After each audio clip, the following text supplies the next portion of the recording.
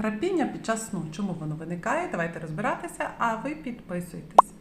І так, якщо у вас є вроджені такі патології, як звуження носових ходів, якісь викривлення перетинки, можливо, подовжений піднебінний язичок оцей ззаду, а також якісь патології вроджені, це ви храпіли зразу. Якщо ж у вас храпіння не було, а потім появляється вже в дорослому віці, тут найчастішою причиною, особливо в старших людей, особливо коли храпить після випивки чоловік, буває провисання м'якого піднебіння через виникнення його слабості.